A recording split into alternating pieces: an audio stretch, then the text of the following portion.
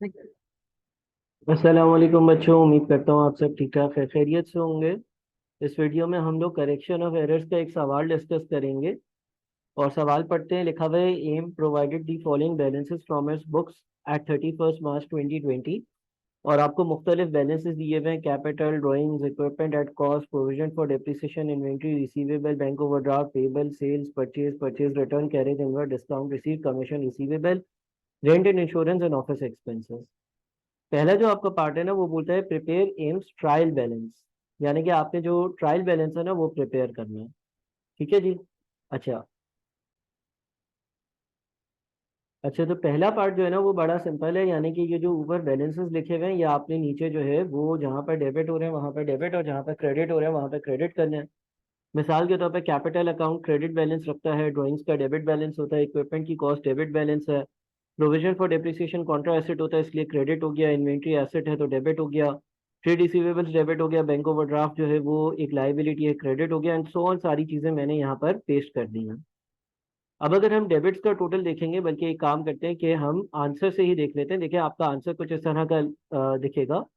आपने सारी वैल्यूज जब लिख दी, जब आपने कैपिटल, ड्राइंग्स, इक्विपमेंट सारी चीजें लिख दी, आप क्या करोगे? ये सस्पेंस अकाउंट नहीं लिखोगे, आप दोनों साइड्स का टोटल करोगे। मिसाल के तौर पर अगर मैं डेबिट साइड्स का टोटल करता हूँ पहले 369 को इग्नोर कर कर, तो 4,000, 15,500, 15500, 4,000, 1765, 1290, 18330, 640, 5700, 2425। इसको ऐड अगर करते हैं तो 49650 बनता है। यानी कि डेबिट्स का जो टोटल है ना, वो बनता है 49650। अच्छा, फिर क्रेडिट्स की बात करते हैं। अगर हम क्रेडिट्स की बात करते हैं तो क्रेडिट साइड पर आपके पास कैपिटल है 10369। उसके बाद आपके पास प्रोविजन है 3100 का। उसके बाद आपके पास बैंक ओवरड्राफ्ट 475 है, 1600 रुपए के पेएबल्स है, 31250 के सेल्स की वैल्यू है, 910 परचेज रिटर्न है, 815 है, फिर उसके बाद 1500 है। सबको ऐड करते हैं तो 50019 बनता है। अब इसका मतलब ये हो गया कि मेरे डेबिट्स कम नजर आ रहे हैं। तो जब ऐसा होता है कि मेरा ट्रायल बैलेंस एग्री नहीं करता, तो मैं सस्पेंस अकाउंट ओपन कर लेता हूँ, दोनों साइड्स पर हायर टोटल लिखता हूँ। तो मैंने दोनों जगह पर 50019 लिखा, और जितना डिफरेंस आ रहा था, अगर 50019 और 49650 का डिफरेंस लेंगे तो 369 आ रहा होगा। इस तरह से हमारी सस्पेंस अकाउंट की वैल्यू आती है।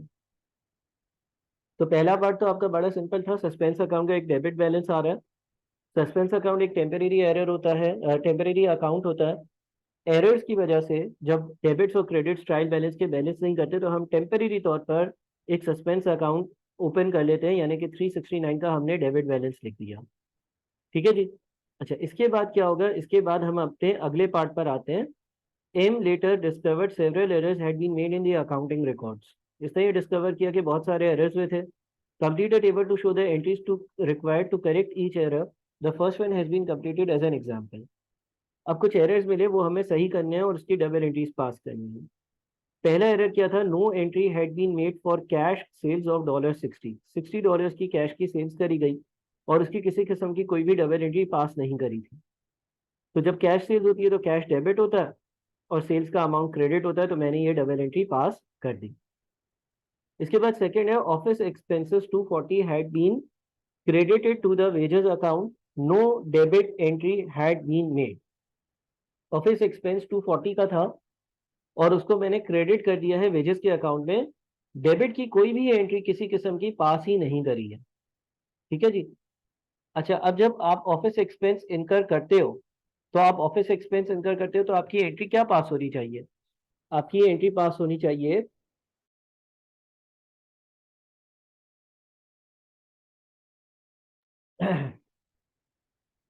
आपकी एंट्री पास होनी चाहिए ऑफिस एक्सपेंस डेबिट 240, और बैंक अकाउंट क्रेडिट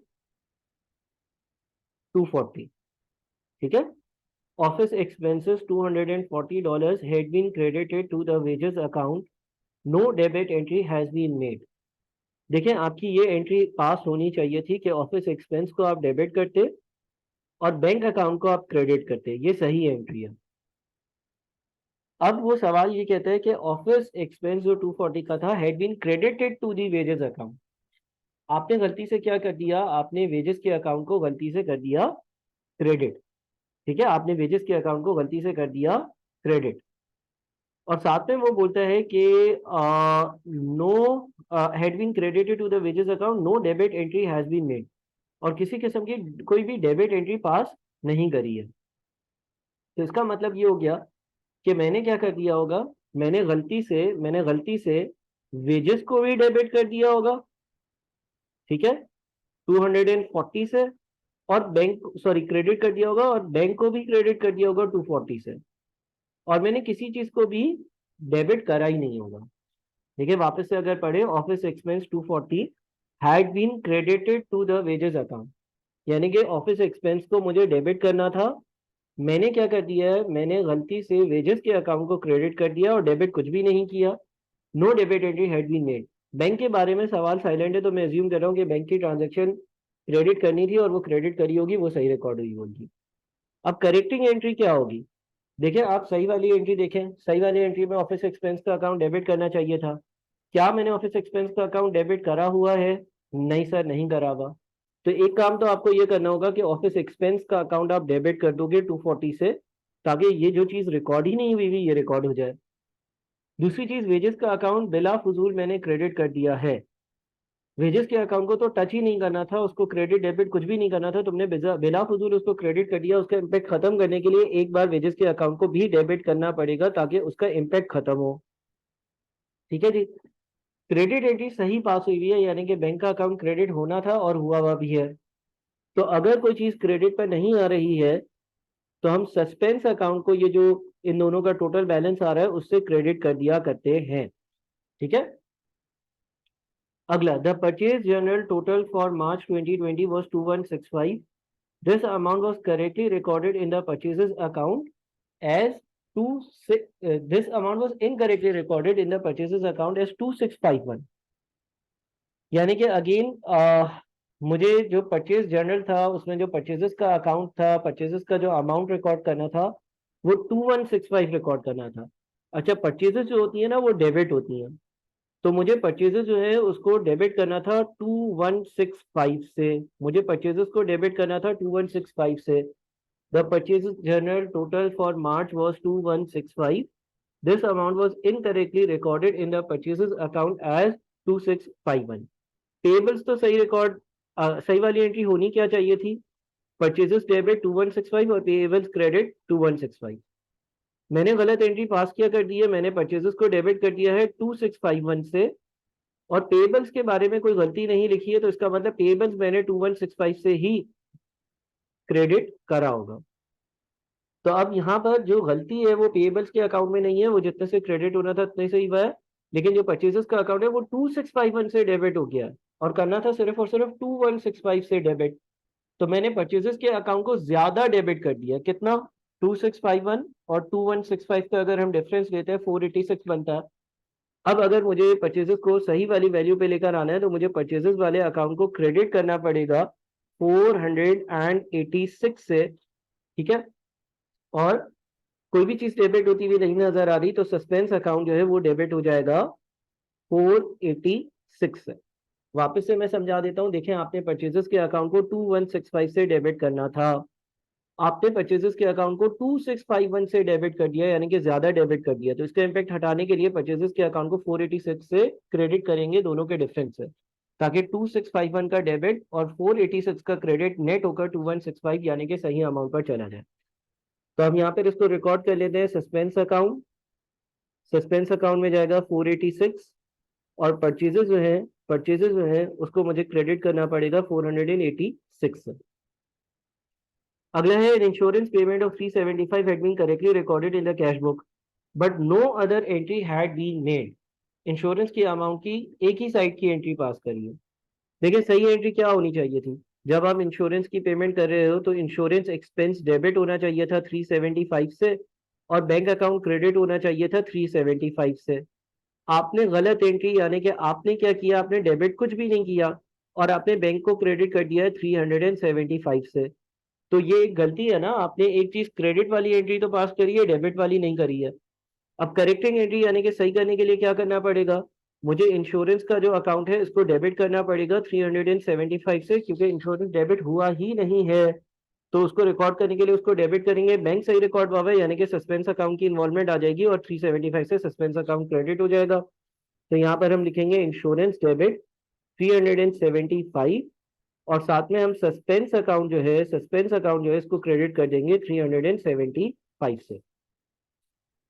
अगला लिखा हुआ है the purchase of equipment $800 was correctly recorded in the cash book but debited to the office expense account.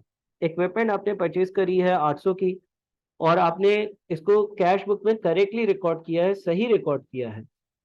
The purchase of equipment $800 was correctly recorded in the cash book but debited to the office expense account. सही entry क्या होनी चाहिए थी, सही entry होनी चाहिए थी office equipment debit 800, bank account credit 800। आपने गलत एंट्री क्या पास कर दी है, आपने गलती से जो है वो ऑफिस एक्सपेंस को डेबिट कर दिया है 800 से, और बैंक को क्रेडिट कर दिया है 800 से। तो बैंक की एंट्री तो सही पास हुई भी है। करेक्टिंग एंट्री क्या होगी, करेक्टिंग एंट्री ये होगी कि ऑफिस एक्सपेंस का अकाउंट जो है उसको छेड़ना ही नहीं था, उसको बिला फजूल में आपने डेबिट कर दिया। तो ऑफिस एक्सपेंस के अकाउंट को आप क्रेडिट कर दो 800 से, ताकि उसका इम्पैक्ट हट जाए। और ऑफिस इक्विपमेंट के अकाउंट को डेबिट करना था, वो किया ही नहीं है, तो इक्विपमेंट के अकाउंट को डेबिट कर दो 800 से, ताकि वो रिकॉर्ड हो जाए। तो यहाँ पर आएगा आपका इक्विपमेंट डेबिट हो जाएगा 800 से, और ऑफिस एक्सपेंस जो है ना वो क्रेडिट हो जाएगा 800 से। ठीक है जी। अब सवाल कहता है prepare the suspense account start with the difference of the trial balance prepared in part A balance और total the account is necessary. तो देखिए ट्रायल बैलेंस में हमारा सस्पेंस अकाउंट का बैलेंस क्या आ रहा था, ट्रायल बैलेंस में सस्पेंस अकाउंट का डेबिट बैलेंस आ रहा था 369 का। तो हम जब सस्पेंस अकाउंट बनाएंगे तो उसमें यहाँ पर ब्रॉट डाउन होगा 369, और ऊपर वाली सारी डबल एंट्रीज हम पास कर लेंगे। पहली डबल एंट्री क्या है भाई, पहले वाली एंट्री जो थी उसकी करेक्टिंग एंट्री कहाँ लिखी है मैंने, अच्छा यहाँ पर लिखी है ना।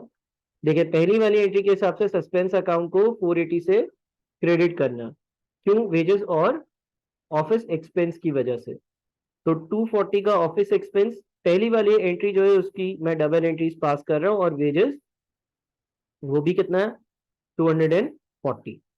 ठीक है। उसके बाद अगला क्या है, अगली एंट्री में हमने क्या किया था, अगली एंट्री में हमने सस्पेंस अकाउंट को 486 से डेबिट किया था और परचेजेस को 486 से क्रेडिट किया था। तो यहाँ पर परचेजेस लिखा हुआ आ जाएगा और 486 लिखा हुआ आ जाएगा, क्योंकि सस्पेंस अकाउंट को हमने किया है डेबिट। उससे अगली की एंट्री क्या है, इंश्योरेंस के अकाउंट को डेबिट किया और सस्पेंस अकाउंट को क्रेडिट किया 375 से। तो यहाँ पे लिखा हुआ आएगा इंश्योरेंस, और यहाँ पे लिखा हुआ आएगा 375। उसके बाद उससे अगली एंट्री क्या है, इक्विपमेंट के अकाउंट को डेबिट किया और ऑफिस एक्सपेंस के अकाउंट को क्रेडिट किया, उसमें सस्पेंस अकाउंट का कोई भी काम नहीं है। अब हम देखते हैं कि सस्पेंस अकाउंट हमारा बैलेंस हो रहा है या नहीं। तो हमारी जो डेबिट साइड्स हैं वो आ रही है 369 और 486, यानी कि टोटल 855। ठीक है। और क्रेडिट साइड्स 240 प्लस 240 प्लस 375, यानी कि ये भी 855 पर। तो हमारा जो सस्पेंस अकाउंट है वो बैलेंस हो गया, और इसका कोई भी ब्रॉड डाउन कैरी डाउन नहीं आ रहा है। इस तरह से ये सवाल हमारा कंप्लीट होता है। ठीक है जी, आप लोग इस सवाल को अच्छे से देखें, अभी भी कोई क्वेरी हो तो मुझसे पूछें। Thank you, Allah Hafiz.